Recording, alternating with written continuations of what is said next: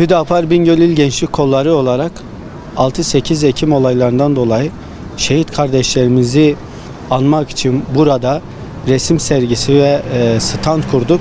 Halkımıza burada şehit olan kardeşlerimizi anmak ve onların yaşadıkları sıkıntıları dile getirmeye çalışıyoruz. Halkın teveccühü elhamdülillah şu an ciddi manada bir yoğunluk oldu. Özellikle öğleden önce ve öğleden sonra.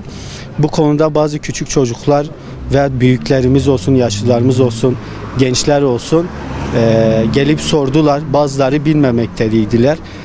Bu konuda rahmet de dilediler. Bingöl Hür Gençlik olarak 6-8 Ekim olaylarında şehit edilen kardeşlerimiz için bir araya geldik. Bu anlamlı gün için birkaç hususu dile getirmek istiyorum.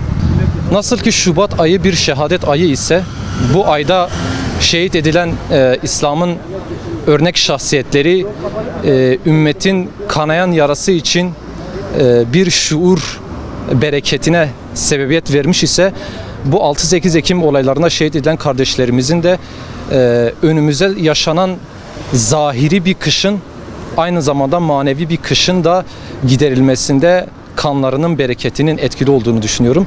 Onları sadece vahşice bir şekilde katledilmiş bir avuç iman eden genç olarak bence görmemeliyiz. Onları bir yandan şöyle de görmeliyiz.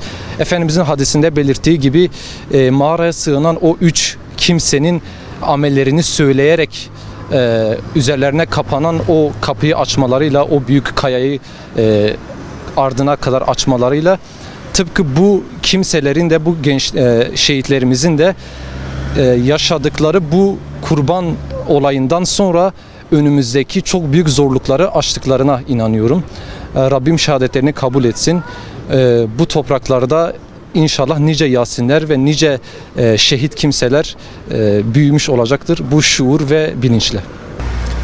2014 yılında mürtet örgüt PKK'nın siyasi uzantısının emriyle sokaklara dökülen yandaşların sokakları kan gölüne çevirmesi, savaş alanına çevirmesi sonucu Yasin Mörü başta olmak üzere fakirlere kurban eti dağıtmak için sokaklara inen, Türkiye'de Müslümanları katleden bu alçak zihniyeti kınıyoruz. Allah'ın laneti üzerlerine olsun diyoruz. Esselamu Aleyküm ve Rahmetullah. 2014 senesinde Ekim ayında Yasin Börü ve 6 arkadaşının şehadet münasebetiyle bugün burada stand kurduk, sergi açtık. Halkın yoğun bilgisi vardı. Halk çoğu bilmiyordu, onlara anlattık bu konuyu. Bugün şehadetlerini unutmadık, unutmayacağız. Bundan dolayı buradayız. Allah-u Teala şehadetlerini kabul etsin inşallah.